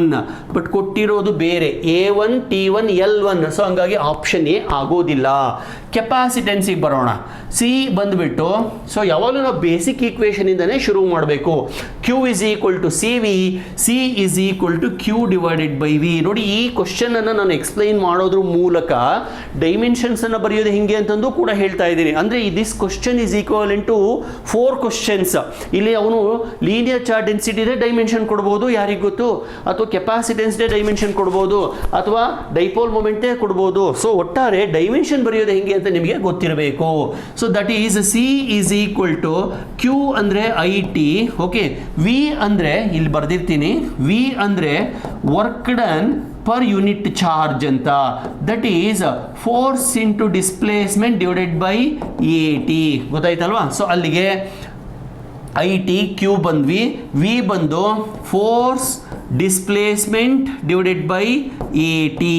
So ಇಲ್ಲಿ ಕಂಟಿನ್ಯೂ ಮಾಡ್ತೀನಿ. So C is equal to FD into AT ಮೇಲೆ ಬರುತ್ತೆ. ಸಾರಿ ಜಸ್ಟ್ 1 ಮಿನಿಟ್. IT ಮೇಲೆ ಇದೆ, ಈ ATನೂ ಮೇಲೆ ಬರುತ್ತೆ, FD ಕೆಳಗಡೆ ಬರುತ್ತೆ. ಈಗ ಡೈಮೆನ್ಷನ್ ಬರೆದ್ಬಿಡಿ. I ಬಂದ್ಬಿಟ್ಟು A ಅಂತ, T ಬಂದ್ಬಿಟ್ಟು T1 ಅಂತ, ಮತ್ತೆ A ಇದೆ ಅಂದರೆ ಏನೇ ಇದೆ, ಆಮೇಲೆ T ಇದೆ. ಓಕೆ, ಡಿವೈಡೆಡ್ ಬೈ F ಅಂದರೆ M1 L1 T -2 force is equal to mass into acceleration into distance is equal to L1. So simplify ಮಾಡಿ, A ಸ್ಕ್ವೇರ್ ಆಯಿತು, T1 T ಸ್ಕ್ವೇರ್ ಆಯಿತು. ಇದು -2 ಮೇಲೆ ಬಂದರೆ T⁴ ಆಯಿತು. M ಮೇಲೆ ಬಂತು, M-1 ಆಯಿತು. L ಮೇಲೆ ಬಂತು, L-1 ಆಯಿತು. So this is the dimension for capacitance. ಗೊತ್ತಾಗ್ತಾ ಇದೆಯಲ್ವಾ? ಸೊ ಅವ್ನು ಕೊಟ್ಟಿರೋದು L1 T1 A1. ಸೊ ಇದು ಅಲ್ಲ, ಚಾರ್ಜ್ ಅಂತೂ ಅಲ್ವೇ ಅಲ್ಲ. ಇನ್ನು ಉಳಿದಿರೋದೇನು ಡೈಪೋಲ್ ಮೊಮೆಂಟ್. ಆ ಥರನಾದರೂ ಥಿಂಕ್ ಮಾಡಿ, ಅಥವಾ ಡೈಪೋಲ್ ಮೊಮೆಂಟ್ ಕ್ಯಾಲ್ಕುಲೇಷನ್ನೇ ಮಾಡಿಬಿಡಿ. ಡೈಪೋಲ್ ಮೊಮೆಂಟ್ ಕ್ಯಾಲ್ಕುಲೇಷನ್ ಮಾಡ್ಬಿಡ್ತೀನಿ ತಾಳೆ. ಸೊ ಡೈಪೋಲ್ ಮೊಮೆಂಟನ್ನು ನಾವು ಡೈಮೆನ್ಷನನ್ನು ಬರೆಯೋಣ. ವೆಲ್, ಡೈಪೋಲ್ ಮೊಮೆಂಟನ್ನು ಹೆಂಗೆ ಡಿಫೈನ್ ಮಾಡ್ತೀರಾ sir? It is defined as charge into distance of separation. Correct. Charge ಬಂದ್ಬಿಟ್ಟು A T1 A1 T1 distance ಬಂದು L1 ನೋಡಿ ಮಕ್ಕಳೇ ಎಷ್ಟು ಈಸಿಯಾಗಿ ಬಂದ್ಬಿಡ್ತು. ಸೊ ತುಂಬ ಚೆನ್ನಾಗಿದೆ ಪ್ರಶ್ನೆ. ನಾರ್ಮಲಿ ನಾವೇನು ಮಾಡ್ತೀವಿ, ಕಾಂಪ್ಲಿಕೇಟ್ ಇರ್ತಕ್ಕಂಥ ಡೈಮೆನ್ಷನ್ಸನ್ನು ಕೇಳ್ತೀವಿ. ಸೊ ಇಲ್ಲಿ ತುಂಬ ಸಿಂಪಲ್ ಆಗೇ ಇದೆ, ಆದರೆ ತಕ್ಷಣಕ್ಕೆ ಫ್ಲ್ಯಾಶ್ ಆಗೋದಿಲ್ಲ. ಯಾಕೆಂದರೆ ಡೈಮೆನ್ಷನ್ಸ್ ಅಂದರೆ ನಮಗೆ -1 -2 L1 M1 ಈ ಥರ ಎಲ್ಲ ಇರಬೇಕು. ಬಟ್ ಇಲ್ಲಿ M ಇಲ್ಲ, ಮೈನಸ್ಗಳಿಲ್ಲ. ಸೊ ಹಾಗಾಗಿ ಇದು ಡೈಮೆನ್ಷನ್ ಹೌದಾ ಅಲ್ವಾ ಅನ್ನೋ ಅನುಮಾನನೂ ಬರುತ್ತೆ. ಸೊ ಅದಕ್ಕೋಸ್ಕರ ನಾನು ಹೇಳಿದ್ದು ಆ ಟೀಚರ್ಸು ಬಹಳ ಚೆನ್ನಾಗಿ ಕ್ವಶನ್ ಬ್ಯಾಂಕನ್ನು ಪ್ರಿಪೇರ್ ಮಾಡಿದ್ದಾರೆ. ತುಂಬ ಟೈಮ್ ತೊಗೊಂಡಿದೆ, ತುಂಬ ಟೈಮ್ ಹಾಕಿದ್ದಾರೆ, ತುಂಬ ಯೋಚನೆ ಮಾಡಿದ್ದಾರೆ. Okay, so big salute to the teachers. Okay, next question number 9 ಏನು ಹೇಳುತ್ತೆ, dash placed in an electric field experiences a force in the direction opposite to the electric field. Okay, sorry. So dash ಯಾವುದು ಅಂತ ಗೊತ್ತಿಲ್ಲ ನಮಗೆ. ಯಾವುದೋ ಒಂದು ಪಾರ್ಟಿಕಲನ್ನು ಇಟ್ಟಿದ್ದಾರೆ, ಅದು ಎಲೆಕ್ಟ್ರಿಕ್ ಫೀಲ್ಡ್ಗೆ ಆಪೋಸಿಟ್ ಆಗಿ ಫೋರ್ಸನ್ನು ಎಕ್ಸ್ಪೀರಿಯನ್ಸ್ ಮಾಡುತ್ತಂತೆ. ಒಂದು ನೆನ್ಪಿಟ್ಕೊಳ್ಳಿ ಮಕ್ಕಳೇ, ಎಲೆಕ್ಟ್ರಿಕ್ ಫೀಲ್ಡ್ ಯಾವಾಗಲೂ ಜಸ್ಟ್ 1 ಮಿನಿಟ್, ಇದು ಯಾವುದೋ ಒಂದು ಲೈನ್ ಬಂದ್ಬಿಡ್ತು. ಓಕೆ, ಸೊ ಎಲೆಕ್ಟ್ರಿಕ್ ಫೀಲ್ಡ್ ಯಾವಾಗಲೂ ಪಾಸಿಟಿವ್ ಸೈಡಿಂದ ನೆಗೆಟಿವ್ ಸೈಡ್ಗೆ ಇರುತ್ತೆ, ಪ್ಲಸ್ ಟು ಮೈನಸ್ ಇರುತ್ತೆ ಎಲೆಕ್ಟ್ರಿಕ್ ಫೀಲ್ಡ್. ಓಕೆ, ಈಗ ಅವ್ರು ಹೇಳ್ತಾ ಇರೋದು ಯಾವುದೋ ಒಂದು ಚಾರ್ಜು ಆಪೋಸಿಟ್ ಡೈರೆಕ್ಷನಲ್ಲಿ ಫೋರ್ಸನ್ನು ಎಕ್ಸ್ಪೀರಿಯನ್ಸ್ ಮಾಡುತ್ತಂತೆ. ಅಂದರೆ ಅದು ಹಿಂಗೆ ಹೋಗ್ತಾ ಇದೆ ಅಂತ ಅರ್ಥ. ಫೋರ್ಸ್ ಪಾಸಿಟಿವ್ ಕಡೆಗೆ ಹೋಗ್ತಾ ಇದೆ ಅಂದರೆ ಯಾವುದಿರ್ಬೋದು, ಪ್ರೋಟಾನ್ ಅಲ್ವೇ ಅಲ್ಲ. ಯಾಕೆಂದರೆ ಪ್ರೋಟಾನು ಪಾಸಿಟಿವ್, ಇದು ಪಾಸಿಟಿವ್ ಆದರೆ ರಿಪಲ್ಷನ್ ಆಗಬೇಕಲ್ವಾ. ನ್ಯೂಟ್ರಾನ್ ಆಗೋದೇ ಇಲ್ಲ, ಯಾಕಂದರೆ ನ್ಯೂಟ್ರಾನ್ಗೆ ಚಾರ್ಜೇ ಇರೋದಿಲ್ಲ, ಪಾಸಿಟಿವ್ ಚಾರ್ಜ್ ಅಲ್ಲ ಅಂತ ಹೇಳಾಗಿದೆ. ಇನ್ಯಾವುದು electron, it must be electron, because electron is negative, it goes from negative to positive. So answer for this question is option A. Okay, I hope you are following. ಸ್ವಲ್ಪ slow ಆದರೂ ಪರವಾಗಿಲ್ಲ, ಬಿಗಿನಿಂಗಲ್ಲಿ ಸ್ವಲ್ಪ slow ಆಗಿ ಹೋಗೋಣ, ಆಮೇಲೆ ಬರ್ತಾ ನಾನು speed up ಮಾಡ್ಕೋತೀನಿ. Next question, when a free electric dipole placed in non uniform electric field then dipole will experience, ಇಲ್ಲೇ ಬಂದ್ಬಿಟ್ಟಿದೆ, ಅದಕ್ಕೆ ಇಲ್ಲಿ ಬರಬೇಕಾಗಿತ್ತು. ಓಕೆ, ಅಂದರೆ ಡೈಪೋಲನ್ನು ಎಲೆಕ್ಟ್ರಿಕ್ ಫೀಲ್ಡಲ್ಲಿ ಇಟ್ಟಿದ್ದಾರೆ. ಅದು ಏನಾಗುತ್ತೆ ನೋಡಿ, ಎಲೆಕ್ಟ್ರಿಕ್ ಫೀಲ್ಡ್ ಬಂದು ಈ ಥರ, ಇದನ್ನು ನಾನು ಎಲೆಕ್ಟ್ರಿಕ್ ಫೀಲ್ಡ್ ಅಂತ ಕರಿತೀನಿ. And you know it is from positive to negative. ಈ ಎಲೆಕ್ಟ್ರಿಕ್ ಫೀಲ್ಡಲ್ಲಿ ನಾನೊಂದು ಡೈಪೋಲನ್ನು ಇಟ್ಟಿದ್ದೀನಿ. This is dipole. Okay, dipole negative, positive end, this is negative end. As a result, dipole will rotate. So it rotates through an angle of theta, that is nothing but torque. It is given by PE sin theta. ಬೇಕಾಗಬಹುದು equation, ಮುಂದೆ ಹೇಳ್ತೀನಿ. By chance field uniform ಇದ್ದರೆ ಸುಮ್ಮನೆ ಹಿಂಗೆ rotate ಆಗುತ್ತೆ ಅಷ್ಟೇ. Field ಏನಾದರೂ ನಾನ್ uniform ಇದ್ದರೆ ರೊಟೇಟ್ ಆಗೋದ್ರ ಜೊತೆ ಮುಂದಕ್ಕೂ ಮೂವ್ ಆಗುತ್ತೆ.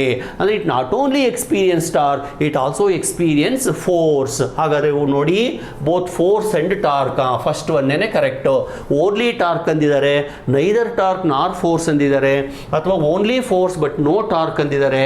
ಇಲ್ಲ, ಯೂನಿಫಾರ್ಮ್ ಇದ್ದರೆ ಓನ್ಲಿ ಟಾರ್ಕ್, ನಾನ್ ಯೂನಿಫಾರ್ಮ್ ಇದ್ದರೆ ಟಾರ್ಕು ಇರುತ್ತೆ, ಫೋರ್ಸೂ ಇರುತ್ತೆ. So answer is option A. Okay, with this I move on to the next question. Electric field lines can never form loops. ಹೌದು, ಎಲೆಕ್ಟ್ರಿಕ್ ಲೈನ್ಸ್ ಆಫ್ ಫೋರ್ಸ್ ಇದೆಯಲ್ಲ, ಅವು ಯಾವಾಗಲೂ positive ಚಾರ್ಜಿಂದ diverge ಆಗ್ತವೆ, negative charge ಕಡೆ end ಆಗ್ತವೆ. ಆದರೆ ಯಾವುದೇ ಕಾರಣಕ್ಕೂ ಅವು ಸುತ್ತಕೊಂಡು ಹೀಗೆ ಒಂದು ಲೂಪನ್ನು ಫಾರ್ಮ್ ಮಾಡೋದಿಲ್ಲ. ಯಾಕೆ ಅಂದರೆ if they do like that, it is violation of conservative nature of the electric field. Electric ಫೀಲ್ಡ್ಗೆ ಒಂದು ಪ್ರಾಪರ್ಟಿ ಇದೆ, ಕನ್ಸರ್ವೇಷನ್ ಆಫ್ ಎಲೆಕ್ಟ್ರಿಕ್ ಫೀಲ್ಡ್ ಅಂತ. ಅದನ್ನು ವಯಲೇಟ್ ಮಾಡ್ದಂಗೆ ಆಗುತ್ತೆ. ಹಾಗಾಗಿ they never form a closed loop. Okay, so ಅಂದರೆ ಇಂಡಿವಿಜುವಲ್ ಚಾರ್ಜಸ್ ಎಕ್ಸಿಸ್ಟ್ ಆಗುತ್ತೆ ಅಂತ ಅರ್ಥ. ಅದೇ ಇಂಡಿವಿಜುವಲ್ ಪೋಲ್ಸ್ ಎಕ್ಸಿಸ್ಟ್ ಆಗೋದಿಲ್ಲ ಅಂತ ನಾವು ಮ್ಯಾಗ್ನೆಟಿಕ್ ಪೋಲ್ಸಲ್ಲಿ ಕೂಡ ನಾವು ಹೇಳ್ತೀವಿ. Okay, with this I move on to the next question. SI unit of electric flux. Once again SI unit ಅಂತ ಬಂದಾಗ ನಾವು ಬೇಸಿಕ್ ಈಕ್ವೇಷನ್ ಅನ್ನು ಜ್ಞಾಪಿಸ್ಕೊಂಡ್ಬಿಡೋಣ. ನೋಡಿ, ಎಲೆಕ್ಟ್ರಿಕ್ ಫ್ಲಕ್ಸ್ಗೆ ಒಂದು ಫಾರ್ಮುಲಾ ಇದೆ. It is nothing but E.ds, that is EdS cos theta ಅಂತ. Cos ಥೀಟಾಗೆ unit ಇಲ್ಲ, ಬಟ್ ಎಲೆಕ್ಟ್ರಿಕ್ ಫೀಲ್ಡ್ ಯೂನಿಟ್ ಇದೆ, that is newton per coulomb ಅಂತ. ಮತ್ತು ಏರಿಯಾಗೆ ಯೂನಿಟ್ ಇದೆ ಮೀಟರ್ ಸ್ಕ್ವೇರ್ ಅಂತ, ಅಲ್ಲಿಗೆ newton metre square per coulomb. So answer is option C. ಆಮೇಲೆ ಇನ್ನೂ ಒಂದು ಯೂನಿಟ್ ಆಗುತ್ತೆ ಎಲೆಕ್ಟ್ರಿಕ್ ಫೀಲ್ಡ್ಗೆ, ವೋಲ್ಟ್ ಪರ್ ಮೀಟರ್ ಅಂತ ಕೂಡ ಇದೆ. Volt per metre into metre square, ಅಲ್ಲಿಗೆ ವೋಲ್ಟ್ ಮೀಟರ್ ಅಂತ ಕೂಡ ಫ್ಲಕ್ಸ್ಗೆ ಯೂನಿಟನ್ನು ಬರಿಬೋದು. ಏನಿವೆ ಅಲ್ಲಿ ಕೊಟ್ಟಿಲ್ಲ. So Newton per coulomb meter square. So this is the answer. I hope you are following and enjoying. Question number 13.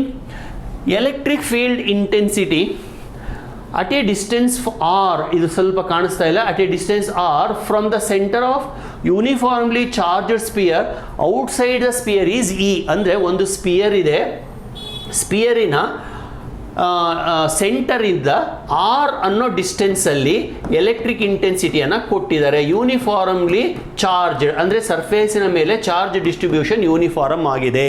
Okay, ಸೆಂಟರಿಂದ ಡಿಸ್ಟೆನ್ಸನ್ನು ಮೆಷರ್ ಮಾಡಿದ್ದಾರೆ. Then which of the following equation is correct ಅಂತ ನೆನ್ಪಿಟ್ಕೊಳ್ಳಿ. ಚಾರ್ಜಸ್ಸು ಸರ್ಫೇಸಲ್ಲೇ ಇದ್ದರೂ ಕೂಡ they behave as if they are sitting at the centre. ಸೆಂಟರಲ್ಲೇ ಇದಾವೇನೋ ಅನ್ನೋ ಥರ ಬಿಹೇವ್ ಮಾಡ್ತವೆ. ಹಾಗಾಗಿ electric intensity is 1/4 pi epsilon naught q divided by r square ಅಂತ ಬರಿತೀವಿ. ಸೊ ಡಿಸ್ಟೆನ್ಸ್ ಅನ್ನ ನಾವು ಇಲ್ಲಿಂದ ತಗೊಳ್ಳೋದಿಲ್ಲ, ಸೆಂಟರ್ ಇಂದನೇ ತಗೋತೀವಿ. ಸೊ ಹಂಗಾಗಿ E is proportional to 1/r square and E proportional to q. So ಎರಡನ್ನೂ ನೋಡ್ಬೇಕು ಇಲ್ಲಿ. Depends on the charge and also depends on the distance like this. So answer is option C, E proportional to q, E proportional to 1/r square. So ನಾವೇನ್ ನೋಡಿ sudden ಆಗಿ 1/r² ಅಷ್ಟೇ ಹುಡುಕ್ತೀವಿ. Fortunately 1/r² ಇಲ್ಲ ಬಿಡಿಯಲ್ಲಿ. So Q ಚಾರ್ಜನ್ನು ಕೇಳಿದ್ದಾರೆ, ಚಾರ್ಜಿನ ಮೇಲೆ ಯಾವ ಥರ depend ಆಗಿದೆ ಅಂತ ಕೂಡ ಕೇಳಿದ್ದಾರೆ. Okay, with this I move on to question number 14. Electric field due to an electric dipole at any point on the axis which is at a distance r from the center varies according to.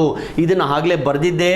ಆಕ್ಸಿಸ್ಸಿನ ಮೇಲೆ electric field ಯಾವ ಥರ ಇರುತ್ತೆ ಇಲ್ಲಿ ಬರೆದಿದ್ದೆ ನೋಡಿ, ಒಂದು 4-5 question ಹಿಂದೆ ಬರೆದಿದ್ದೆ. It is nothing but 1/4 pi epsilon naught into 2p divided by r cube ಅಂತ. That means proportional to 1/r cube. So answer is option D. I hope you are following. ಅರ್ಥ ಆಗ್ತಾ ಇದೆ ಅಂತ ಅಂದ್ಕೊಂಡಿದ್ದೀನಿ. ಸೊ ದಯವಿಟ್ಟು ನನ್ನ ವೀಡಿಯೋಸನ್ನು ನೋಡಿ ಶೇರ್ ಮಾಡಿ. ಸುಮಾರು ಜನ ಕೇಳ್ತಾ ಇದ್ದೀರಾ ಸರ್ ಆ ವಿಡಿಯೋ ಸಿಗ್ತಾ ಇಲ್ಲ, ಈ ವಿಡಿಯೋ ಸಿಗ್ತಾ ಇಲ್ಲ ಅಂತ. ದಯವಿಟ್ಟು ಪ್ಲೇ ಲಿಸ್ಟಲ್ಲಿ ಸರ್ಚ್ ಮಾಡಿ, ಎಲ್ಲ ವೀಡಿಯೋಸು ಸಿಗುತ್ತೆ. ಒಟ್ಟು 400 ವೀಡಿಯೋಸನ್ನು ನಾನು ಅಪ್ಲೋಡ್ ಮಾಡಿದ್ದೀನಿ. ಅದರಲ್ಲಿ ಇಂಜಿನಿಯರಿಂಗ್ ಒಂದು ಸ್ವಲ್ಪ ಇದೆ, ಫಸ್ಟ್ ಪಿ ಸ್ವಲ್ಪ ಇದೆ, ಸೆಕೆಂಡ್ ಪಿ ಇದು ಮೋರ್ ದ್ಯಾನ್ 130 ವೀಡಿಯೋಸ್ ಇದೆ. ದಯವಿಟ್ಟು ಎಲ್ಲ ಚೆಕ್ ಮಾಡಿ. Okay, so with this I move on to the next question. ನೋಡಿ ನೆಕ್ಸ್ಟ್ ಕ್ವಶನ್ ಏನು ಬರುತ್ತೆ ಅಂತ. ಸಾರಿ, ಓಕೆ, ಇಲ್ಲಿ ಬರ್ತಾ ಇದೆ. Sum of the physical quantities, ಇದೊಂಥರ ಮ್ಯಾಚ್ ದಿ ಫಾಲೋಯಿಂಗ್ ಅಂತ, are listed in column 1 and SI units are listed in column 2. ಈ ಕಾಲಮಲ್ಲಿ ಏನಿದೆ ಕ್ವಾಂಟಿಟೀಸ್ ಇದೆ, ಈ ಕಾಲಮಲ್ಲಿ SI ಯೂನಿಟ್ ಇದೆ. ಮ್ಯಾಚ್ ಮಾಡ್ಕೊಂತ ಹೋಗಬೇಕು. ಎಲೆಕ್ಟ್ರಿಕ್ ಫೀಲ್ಡ್ ಆವಾಗಲೇ ಹೇಳಿದೆ ವೋಲ್ಟ್ ಪರ್ ಮೀಟರ್ ಅಂತ. ಎಲೆಕ್ಟ್ರಿಕ್ ಫ್ಲಕ್ಸ್ ಜಸ್ಟ್ ಇದನ್ನು ಮನಸ್ಸಲ್ಲಿ ಇಟ್ಕೊಂಡೆ ನಾನು ಹೇಳಿದ್ದು ವೋಲ್ಟ್ ಮೀಟರ್ ಅಂತ. ಇನ್ನು ಉಳಿಯೋದ್ಯಾನು ಪರ್ಮಿಟಿವಿಟಿ. ಓಕೆ, ಸೊ ಅಲ್ಲಿಗೆ 1 is C, 1 is C. Okay, next 2 is 1 is B, 1 is B, 2 is C, 3 is A. So ಹುಡುಕ್ರಪ್ಪ, 1 is C, 2 is B, 3 is A. ಸೊ answer is this one. So ಈ ಥರದ್ದಿರುತ್ತೆ, match the following ಇರುತ್ತೆ. So ಯೂನಿಟ್ಸನ್ನು ಕೊಟ್ಟಿರ್ತಾರೆ, ಆಮೇಲೆ ಅದಕ್ಕೆ SI ಯೂನಿಟನ್ನು ಕೊಟ್ಟಿರ್ತಾರೆ, ಅಥವಾ ಯೂನಿಟ್ಸನ್ನು ಕೊಟ್ಬಿಟ್ಟು ಡೈಮೆನ್ಷನ್ಸನ್ನು ಕೊಟ್ಟಿರ್ತಾರೆ, ಅಥವಾ ಕ್ವಾಂಟಿಟಿಯನ್ನು ಕೊಟ್ಟು ಡೈಮೆನ್ಷನ್ಸನ್ನು ಕೊಟ್ಟಿರ್ತಾರೆ, ಅಥವಾ ಕ್ವಾಂಟಿಟಿಯನ್ನು ಕೊಟ್ಬಿಟ್ಟು ಸ್ಕೇಲಾರೋ ವೆಕ್ಟರೋ ಅಥವಾ ಡೈಮೆನ್ಷನ್ಲೆಸ್ ಅಂತ ಈ ಥರ ಕೊಟ್ಟಿರ್ತಾರೆ. ಸೊ ಅದನ್ನು ನೀವು ನೆನಪಲ್ಲಿ ಇಟ್ಕೊಳ್ಳಿ. Okay, with this I move on to the next question. So next question ಏನು ಹೇಳ್ತಾ ಇದೆ, ಇದು ಒಂಥರ ಸ್ಟೇಟ್ಮೆಂಟ್ ಬೇಸ್ಡ್ ಕ್ವಶನ್. ಸ್ಟೇಟ್ಮೆಂಟ್ ಇದೆ, ಅದಕ್ಕೆ ಅಸರ್ಷನ್ಸ್ ಇದೆ. ಸ್ಟೇಟ್ಮೆಂಟ್ 1 ಏನು ಹೇಳುತ್ತೆ, electric field lines never cross each other. Correct, ಅದೇನೋ ಕರೆಕ್ಟ್. ಎಲೆಕ್ಟ್ರಿಕ್ ಲೈನ್ಸ್ ಆಫ್ ಫೋರ್ಸ್ಗಳು ಯಾವುದೇ ಕಾರಣಕ್ಕೂ ಒಂದಕ್ಕೊಂದು ಕ್ರಾಸ್ ಮಾಡಲ್ಲ. ಈ ಥರ ಈ ಥರ ಈ ಥರ ಈ ಥರ ಇರ್ತವೆ ಹೊರತು ಹೀಗೆ ಕ್ರಾಸ್ ಮಾಡೋದಿಲ್ಲ. ಓಕೆ, ಯಾಕೆ ಕ್ರಾಸ್ ಮಾಡಲ್ಲ ಅಂತಂದರೆ, ಒಂದು ವೇಳೆ ಇಲ್ಲಿ ಏನಾದ್ರು ಕ್ರಾಸ್ ಮಾಡಿಬಿಟ್ರೆ ಆ ಜಾಗದಲ್ಲಿ 2 ಎಲೆಕ್ಟ್ರಿಕ್ ಡೈರೆಕ್ಷನ್ಸ್ ಬರುತ್ತೆ, 2 ಫೀಲ್ಡ್ ಡೈರೆಕ್ಷನ್ ಬರುತ್ತೆ. Because electric lines of force ಎಲ್ಲೇ ನೀವು ಟ್ಯಾಂಜೆಂಟ್ ಹೇಳಿದ್ರೆ it always represent direction of intensity ಅಂತ. ಸೊ ಆ ಲೆಕ್ಕಾಚಾರಕ್ಕೆ ಬಂದರೆ ಇಲ್ಲಿ ಇದೊಂದು ಟ್ಯಾಂಜೆಂಟ್ ಆಗುತ್ತೆ, ಇದೊಂದು ಟ್ಯಾಂಜೆಂಟ್ ಆಗುತ್ತೆ. ಒಂದೇ ಜಾಗದಲ್ಲಿ 2 ಡೈರೆಕ್ಷನ್ಸ್ ಇರೋಕ್ಕೆ ಸಾಧ್ಯ ಇಲ್ಲ. At a point 2 fields never exist, 2 directions never exist. Okay, ಹಂಗಾಗಿ 2 ಲೈನ್ಸ್ ಕ್ರಾಸ್ ಆಗೋದಿಲ್ಲ. ಸರಿ, ಎಕ್ಸ್ಪ್ಲೈನ್ ಮಾಡ್ಬಿಟ್ಟಿದ್ದೀನಿ. ಇವಾಗ ಆನ್ಸರ್ಸ್ ಅನ್ನ ನೋಡೋಣ. ಫಸ್ಟ್ ಸ್ಟೇಟ್ಮೆಂಟ್ ಏನು ಹೇಳ್ತು, ನೆವರ್ ಕ್ರಾಸ್ ಈಚ್ ಅದರ್ ಅಂತ. ಓಕೆ, ಹೌದು, never cross each other. Okay, next statement ಏನು ಹೇಳುತ್ತೆ, if electric lines cross each other field at the point of intersection will not have unique direction which is not possible. Will not have unique direction which is not possible. ಹೌದಲ್ವಾ? So if electric field lines cross each other then field at a point of intersection will not have unique direction, ಒಂದೇ direction ಇರೋದಿಲ್ಲ ಅನ್ನೋ meaning ಬರುತ್ತೆ. So ಹಂಗಾಗಿ first statement correct, second statement correct, ಮತ್ತು second statement first ಸ್ಟೇಟ್ಮೆಂಟಿನ clear cut explanation.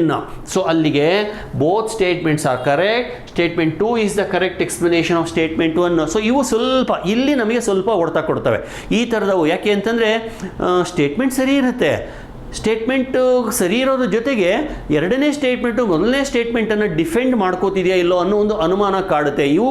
ಇಲ್ಲಿ ನೀವು ಸ್ವಲ್ಪ ಮಾರ್ಕ್ಸ್ ಕಳ್ಕೊಳ್ಳೋ ಚಾನ್ಸ್ ಇರುತ್ತೆ. So you to be very careful. So ಏನು ಈ ಕ್ವಶನ್ಗೆ ಆನ್ಸರ್ ಎ ಆಗುತ್ತೆ. Okay, so that's all about this question. I move on to the next one. ನೋಡೋಣ ನೆಕ್ಸ್ಟ್ ಏನು ಹೇಳ್ತಾರೆ ಅಂತ. 4 charges are placed at the corners of a square PQRS as shown in the figure. The direction of the resultant field at the intersection of the diagonals. ಅಲ್ಲಿ ಒಂದು diagram ಇದೆ. ಆ diagram ನಿಮ್ಗೆ ಎಷ್ಟು ಮಟ್ಟಿಗೆ ಕಾಣಿಸ್ತಾ ಇದೆಯಲ್ಲ ಗೊತ್ತಿಲ್ಲ, ಅದನ್ನು ಮತ್ತೊಮ್ಮೆ ಬರೆದು ಬಿಡ್ತೀನಿ ಫಾರ್ ಯುವರ್ ರೆಫರೆನ್ಸ್. ಸೊ ಈ ಥರ ಒಂದು ಸ್ಕ್ವಯರ್ ಇದೆ. These are the diagonals. ಇದು ಸೆಂಟರ್, ಇಲ್ಲಿ P, ಇದು Q, ಇದು R, ಇದು S. P ಹತ್ರ +2 ನ್ಯಾನೋ ಕೂಲಂಬ್ ಇದೆ, ಇಲ್ಲೂ +2 ನ್ಯಾನೋ ಕೂಲಂಬ್ ಇದೆ, ಇಲ್ಲಿ -2 ನ್ಯಾನೋ ಕೂಲಂಬ್, ಇಲ್ಲಿ +2 ನ್ಯಾನೋ ಕೂಲಂಬ್. ಅವ್ರು ಕೇಳ್ತಾ ಇರೋದು what is the direction of the field at the centre. ಇಲ್ಲಿ ಎಲೆಕ್ಟ್ರಿಕ್ ಫೀಲ್ಡ್ ಯಾವ ಥರ ಇರುತ್ತೆ ಅಂತ ಕೇಳ್ತಿದ್ದಾರೆ. ನೋಡಿ ಮಕ್ಕಳೇ, S ಪಾಸಿಟಿವ್ ಇರೋದ್ರಿಂದ field is radially outward, Q positive ಇರೋದ್ರಿಂದ ರೇಡಿಯಲಿ ಔಟ್ವರ್ಡ್. ಆಮೇಲೆ ಇವೆರಡು ಸೇಮ್ ಇರೋದ್ರಿಂದ ಇದು ಕ್ಯಾನ್ಸಲ್ ಆಗುತ್ತೆ. ಸೊ ಇದು ಮತ್ತು ಇದು ಕ್ಯಾನ್ಸಲ್ ಆಗುತ್ತೆ. There is no direction, there is no field along QS. Okay, next ಇಲ್ಲಿಗೆ ಬರೋಣ, -2 ಬರೋಣ. ಇದು ಬಂದುಬಿಟ್ರೆ ಓಕೆ, -2 ಇರೋದ್ರಿಂದ attractive field is always towards the negative charge ಅಂತ ಹಿಂದೆ ಹೇಳಿದೆ. ಆಮೇಲೆ ಇದು ಪ್ಲಸ್ ಇರೋದ್ರಿಂದ ಇದು ಕೂಡ ಈಗೇನೆ. So it is away from the positive towards the negative, away from the positive towards the negative. ಅಲ್ಲಿಗೆ ಎರಡೂ ಫೀಲ್ಡ್ಗಳು ಒಂದೇ ಕಡೆಗೆ ಬಂದಿದ್ರಿಂದ ಆ್ಯಡ್ ಅಪ್ ಆಗ್ತವೆ ಅಲ್ವಾ. ಸೊ ಅಲ್ಲಿಗೆ resultant field is always acting towards the R in this particular case. So ಬರೋಣ, towards P, towards Q, towards R, towards S ಇದೆ. Yes, it is acting towards R. Okay, ಹೆಂಗೆ decide ಮಾಡೋದು ಗೊತ್ತಾಯ್ತಲ್ವಾ. By chance ಇದನ್ನು plus ಅಂತ ಕೊಟ್ಬಿಟ್ಟಿದ್ದಿದ್ರೆ ಅವಾಗ ಇದು ಔಟ್ವರ್ಡ್ ಕ್ಯಾನ್ಸಲ್ ಆಗಿ ದೇರ್ ಇಸ್ ನೋ ಫೀಲ್ಡ್ ಅಂತ ಬಂದಿರೋದು. ಅವಾಗ answer there is no field ಅಂತಂದು ಇರ್ತಿತ್ತೇನೋ. ಓಕೆ, ಸೊ ಹೀಗೆ ಡೈರೆಕ್ಷನ್ಸನ್ನು ಡಿಸೈಡ್ ಮಾಡೋದು. Okay, I move on to the next question. Question number 18. Following figure shows the electric field around 2 charges. So ಇಲ್ಲಿ lines of force ಇದೆ. ಇದು ನೀಟಾಗಿ ಕಾಣಿಸ್ತಾ ಇದೆಯಲ್ಲ ಗೊತ್ತಿಲ್ಲ, ಸ್ವಲ್ಪ ವೈಟ್ ಬ್ಯಾಕ್ಗ್ರೌಂಡ್ ಇದ್ರೆ ಅಷ್ಟು ನೀಟಾಗಿ ಕಾಣಲ್ಲ, ಅದಕ್ಕೆ ಇನ್ನೊಂದ್ಸತಿ ಬರೆದು ಬಿಡ್ತೀನಿ. ಇಲ್ಲಿ ಒಂದು ಚಾರ್ಜ್ ಇದೆ, ಇಲ್ಲಿ ಒಂದು ಚಾರ್ಜ್ ಇದೆ. ಲೈನ್ಸ್ಗಳು ಈ ಥರ ಇದ್ದಾವೆ, ನೋಡಿದರೆ ಗೊತ್ತಾಗುತ್ತೆ ಅವೆಲ್ಲ ರಿಪೆಲ್ ಆಗ್ತಾ ಇದ್ದಾವೆ ಅಂತ. ಹೀಗೆ ರಿಪೆಲ್ ಆಗ್ತಾ ಇದ್ದಾವೆ. ಓಕೆ, ಸೊ ರಿಪೆಲ್ ಆಯಿತು ಅಂದ ಮಾತ್ರಕ್ಕೆ ಏನು ಹೇಳ್ಬೋದು, ಅವು ಆಪೋಸಿಟ್ ಚಾರ್ಜಸ್ ಅಂತ ಹೇಳ್ಬೋದು. ಆದರೆ ಅದೇ ಅವ್ರ ಲೈಕ್ ಚಾರ್ಜಸ್ ಅಂತ ಹೇಳ್ಬೋದು. ಆದರೆ ಎರಡು ಪ್ಲಸ್ಸಾ ಎರಡು ಮೈನಸ್ಸಾ ಹೆಂಗೆ ಡಿಸೈಡ್ ಮಾಡೋದು? You have to look at the arrow marks. ನೋಡಿ, ಆರೋ ಮಾರ್ಕ್ಗಳು ಈ ಥರ ಇದ್ದಾವೆ. ಸೊ ಆರೋ ಮಾರ್ಕ್ಸ್ ಔಟ್ವರ್ಡ್ ಇರೋದ್ರಿಂದ ಡೆಫಿನೆಟ್ಲಿ ಕೊಟ್ಟಿರೋ ಚಾರ್ಜ್ಗಳು positive. Okay, so this is positive, this is also positive. By chance arrow mark towards ಇದ್ದಿದ್ರೆ ಬೋತ್ ಚಾರ್ಜಸ್ ಆರ್ ನೆಗೆಟಿವ್ ಅಂತ ಹೇಳ್ತಾ ಇದ್ವಿ. So Q1 is positive, Q2 negative ಅಲ್ಲ, both the charges are positive. Correct answer is option C. Okay, I move on to the next question. ಸಾಕಷ್ಟು questions ಇದೆ. So ಎಲ್ಲ ಒಳ್ಳೊಳ್ಳೆ question ಇದೆ, ಎಲ್ಲ ಸಿಲೆಬಸ್ ಅನ್ನು ಕವರ್ ಮಾಡಿದ್ದಾರೆ. Which one of the following shows the electric field lines due to dipole. So ಇಲ್ಲಿ ಒಂದು ಪ್ರಶ್ನೆ ಇದೆ, ಲೈನ್ಸ್ ಆಫ್ ಫೋರ್ಸ್ಗಳಿದ್ದಾವೆ, ಯಾವುದು ಡೈಪೋಲ್ ಅನ್ನು ರೆಪ್ರೆಸೆಂಟ್ ಮಾಡುತ್ತೆ?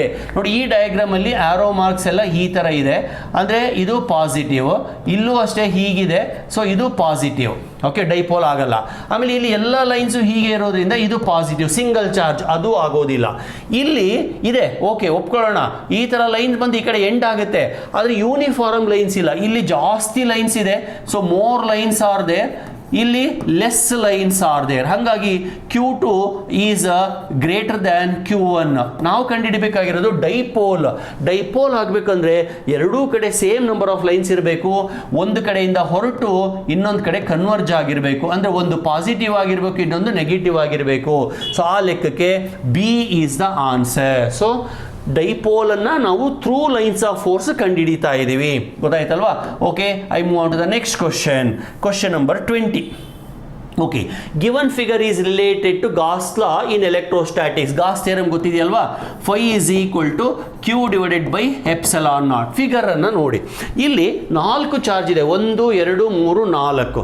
ಅದರಲ್ಲಿ 2 ಹೊರಗಡೆಗಿದೆ, 2 ಒಳಗಡೆಗಿದೆ. ಈ ಏರ್ ಬೌಂಡ್ರಿ ಕಾಣಿಸ್ತಾ ಇದೆಯಲ್ಲ, ಈ ತರ ಒಂದು ಏನು ಬೌಂಡರಿ ಹಾಕಿದಾರಲ್ಲ, ಹೆಂಗೆ ಬೇಕಾದ್ರೂ ಇರ್ಬೋದು ಬಿಡಿ, ಹಿಂಗೆ ಇರ್ಬೇಕಂತೇನಿಲ್ಲ. ಅದನ್ನ ಗಾಸಿಯನ್ ಸರ್ಫೇಸ್ ಅಂತ ಕರಿತೀವಿ. ಅದರೊಳಗಡೆಗೆ -2 ಮೈಕ್ರೋ ಇದೆ, ಆಮೇಲೆ 8 ಮೈಕ್ರೋ ಇದೆ. ಸೊ ಗಾಸ್ ಥಿಯರಮ್ ಏನು ಹೇಳುತ್ತೆ? Phi is equal to 1/ε0 times total charge enclosed ಅಂತ. ಹಾಗಾದ್ರೆ ಕ್ಯೂ ಎಷ್ಟು ಅಂತ ಕೇಳಿದರೆ, what is the value of Q?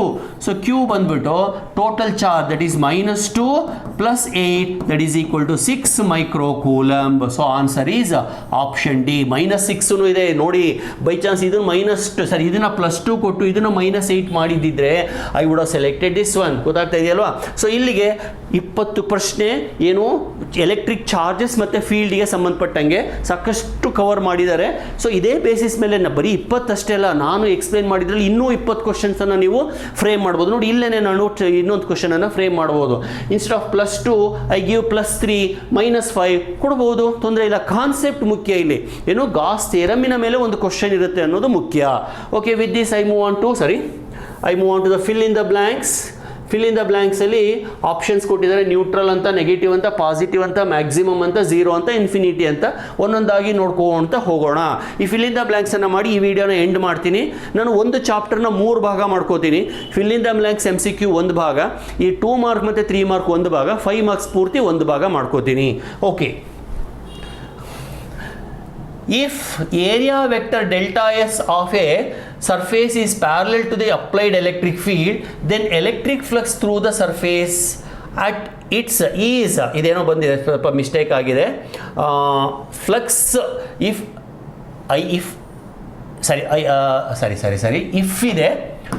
ಇದೆ, ಡಿ ಇಲ್ಲ. ಓಕೆ, ಡಿ ಇಲ್ಲ, ಇದು ಡಿ ಹೊಡೆದಾಕೋಣ. If area vector is parallel to applied electric ಫೀಲ್ಡ್ಗೆ ಸರ್ಫೇಸ್ ಪ್ಯಾರಲಲ್ ಆಗಿದ್ರೆ ವಾಟ್ ಈಸ್ ದ ಫ್ಲಕ್ಸ್ ಅಂತ. ಫ್ಲಕ್ಸ್ ಬಂದ್ಬಿಟ್ಟು EdS cos θ. ಓಕೆ, ಈಗ ಎಲೆಕ್ಟ್ರಿಕ್ ಲೈನ್ಸ್ ಈ ಥರ ಇದ್ದಾವೆ ಅಂದ್ಕೊಳ್ಳೋಣ. ಎಲೆಕ್ಟ್ರಿಕ್ ಲೈನ್ಸ್ ಆಫ್ ಫೋರ್ಸ್ ಈ ಥರ ಇದೆ. ಇದಕ್ಕೆ ಒಂದು ಪರ್ಪೆಂಡಿಕ್ಯುಲರ್ ಆಗಿ ಒಂದು ಸರ್ಫೇಸ್ ಏರಿಯಾನ ಇಮ್ಯಾಜಿನ್ ಮಾಡಿಕೊಂಡ್ರೆ, ಈ ಥರ ಒಂದು ಇಮ್ಯಾಜಿನ್ ಮಾಡಿಕೊಂಡ್ರೆ, ಇದಕ್ಕೆ ಬರೆಯೋ ಲೈನ್ ಏನಿದೆಯಲ್ಲ ವೆಕ್ಟರ್, ಇದು ಸರ್ಫೇಸ್ ಏರಿಯಾ ವೆಕ್ಟರ್, ಇದನ್ನು ವೆಕ್ಟರ್ ಅಂತ ಕರಿತೀವಿ. ಈ ವೆಕ್ಟರು ಎಲೆಕ್ಟ್ರಿಕ್ ಲೈನ್ಸ್ಗೆ ಪ್ಯಾರಲಲ್ ಆಗಿದ್ರೆ ಅಂದರೆ ಥೀಟಾ ಬಂದ್ಬಿಟ್ಟು 0 ಆಗುತ್ತೆ. ಅವಾಗ phi is equal to EdS cos 0, that is nothing but maximum. So when the flux is maximum, when the surface vector is parallel, surface vector is parallel ಅಥವಾ surface is perpendicular. ಇಲ್ಲಿ ಮತ್ತೆ confusion ಆಗುತ್ತೆ. Surface ಪರ್ಪೆಂಡಿಕ್ಯುಲರೇನೆ, ಅದಕ್ಕೆ ಒಂದು normal ಎಳ್ದಿರ್ತೀವಲ್ಲ ಅದು parallel. ನೋಡಿ, ನನ್ನ ಬೆರಳು ಎಲೆಕ್ಟ್ರಿಕ್ ಲೈನ್ಸ್ ಅಂದ್ಕೊಳ್ಳಿ, ಇಲ್ಲಿ ಏನು ಪೆನ್ ಇಟ್ಟಿದ್ದೀನಲ್ಲ ಅದು ನಾರ್ಮಲ್ ಅಂದ್ಕೊಳ್ಳಿ, ಅಂದರೆ ಏರಿಯಾ ವೆಕ್ಟರ್ ಅಂದ್ಕೊಳ್ಳಿ. ಇವೆರಡು ಒಂದೇ ಲೈನಲ್ಲಿ ಇದ್ದಾಗ ಈ ಸರ್ಫೇಸ್ ಪರ್ಪೆಂಡಿಕ್ಯುಲರ್ ಇರುತ್ತೆ. ಒಂದು ವೇಳೆ ಸರ್ಫೇಸನ್ನು ನಾನು ಹಿಂಗೆ ಇಟ್ಕೊಂಡೆ ಅಂದ್ಕೊಳ್ಳಿ, ಅವಾಗ ನನ್ನ ಬೆರಳು ಮತ್ತು ಇದು ಪರ್ಪೆಂಡಿಕ್ಯುಲರ್ ಆಗುತ್ತೆ, ಫ್ಲೆಕ್ಸ್ 0 ಆಗುತ್ತೆ. ಅಂದರೆ ಲೈನ್ಸು ತೂರ್ಕೊಂಡು ಹೋಗಲ್ಲ, ಲೈನ್ಸು ತೂರ್ಕೊಂಡು ಹೋದಾಗ ಮಾತ್ರ ಫ್ಲಕ್ಸ್ ಮ್ಯಾಕ್ಸಿಮಮ್ ಆಗುತ್ತೆ. ಇದು ಸ್ವಲ್ಪ ಟ್ರಿಕ್ಕಿ ಆಗಿದೆ ಕ್ವಶನ್. ಸೊ ಆನ್ಸರ್ ಬಂದು maximum. Okay, maximum. Okay, next ಪ್ರಶ್ನೆ. A neutron does not experience any force in the electric field because neutron is a neutral body. ಅದರ ಮೇಲೆ ಚಾರ್ಜ್ ಇರೋದಿಲ್ಲ. It is a neutral body. So neutron is a neutral particle. Electric field ಅಲ್ಲಿ force act ಮಾಡಬೇಕು ಅಂದರೆ ಅದ್ರ ಮೇಲೆ charge ಇರಲೇಬೇಕು. Next, a body gains dash charge when it lose ಎಲೆಕ್ಟ್ರಾನ್ಸನ್ನು ಕಳ್ಕೊಂಡಾಗ ಅದು ಎಂಥ ಚಾರ್ಜನ್ನು ಪಡ್ಕೊಳ್ಳುತ್ತೆ? Obviously it will gain positive charge. ಗೊತ್ತಾಗ್ತಾ ಇದೆಯಲ್ವಾ? ಹೆಲ್ಪ್ ಆಗ್ತಾ ಇದೆಯಾ? ದಯವಿಟ್ಟು ಕಾಮೆಂಟ್ಸನ್ನು ಶೇರ್ ಮಾಡಿ. ಯಾಕೆ ಅಂತಂದರೆ ನಿಮ್ಮ ಫೀಡ್ಬ್ಯಾಕನ್ನು ನೋಡಿಕೊಂಡು ನಾನು ಇನ್ನೂ 22 ಚಾಪ್ಟರ್ ಇದೆ ಒಟ್ಟು, ಎಲ್ಲ ಚಾಪ್ಟರ್ 22 ಅಲ್ಲ 14 ಚಾಪ್ಟರ್ ಇದೆ. ಒಂದು ಚಾಪ್ಟರ್ ಆಗುತ್ತೆ, ಇನ್ನು 13 ಚಾಪ್ಟರ್ನ ನಾನು ವೀಡಿಯೋಸನ್ನು ಮಾಡಬೇಕು. ನಿಮಗೆ ಹೆಲ್ಪ್ ಆಗ್ತಾ ಇದೆ ಅನಿಸಿದರೆ ಮಾತ್ರ ನಾನು ವೀಡಿಯೋ ಮಾಡ್ತೀನಿ. ಅದು ತುಂಬ ಶ್ರಮ ಬೇಕು, ಇದಕ್ಕೆ ತುಂಬ ಟೈಮನ್ನು ತಗೊಳುತ್ತೆ.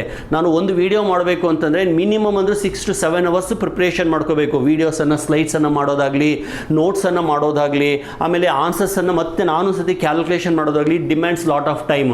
ಸೊ ಇದರಿಂದ ನಿಮಗೆ ಬೆನಿಫಿಟ್ ಆಗೋದಾದರೆ ಮಾತ್ರ ನಾನು ಮಾಡ್ತೀನಿ. ಯಾಕಂದರೆ ಇತ್ತೀಚೆಗೆ ಸುಮಾರು ಜನ ಹುಡುಗರು ನೋಡ್ತಾ ಇಲ್ಲ, ಲೈಕ್ ಬಟನನ್ನು ಪ್ರೆಸ್ ಮಾಡ್ತಾ ಇಲ್ಲ. ಸೊ ನನಗೆ ಇದರಿಂದ ನನಗೆ ಬೆನಿಫಿಟ್ ಏನೂ ಇಲ್ಲ. ನಿಮ್ಮ ಒಂದು ಒಳ್ಳೆ ಪರ್ಫಾರ್ಮೆನ್ಸೇ ನನಗೆ ಬೆನಿಫಿಟ್ಟು. ಓಕೆ, ನಿಮ್ಮ ಕಾಮೆಂಟ್ಸೇ ನನಗೆ ಬೆನಿಫಿಟ್ಟು, ನಿಮ್ಮ ಶೇರೇ ಲೈಕೇ ನನಗೆ ಬೆನಿಫಿಟ್ ಅಷ್ಟೇ. ಓಕೆ, ನೆಕ್ಸ್ಟ್ ಕ್ವಶನ್ನು, electric field inside uniformly charged spherical shell. Spherical ಶೆಲ್ಲಿನ ಹೊರಗಡೆ ಮಾತ್ರ ಎಲೆಕ್ಟ್ರಿಕ್ ಫೀಲ್ಡ್ ಇರುತ್ತೆ ಹೊತ್ತು ಒಳಗಡೆಗೆ ಎಲೆಕ್ಟ್ರಿಕ್ ಫೀಲ್ಡ್ ಇರೋದಿಲ್ಲ. So it is 0. ಓಕೆ, ಇಲ್ಲಿಗೆ ಒಂದು ಸೆಗ್ಮೆಂಟ್ ಮುಗೀತು. ಏನು, fill in the blanks 1 mark segment ಎಲ್ಲ ಕಂಪ್ಲೀಟ್ ಆಯಿತು.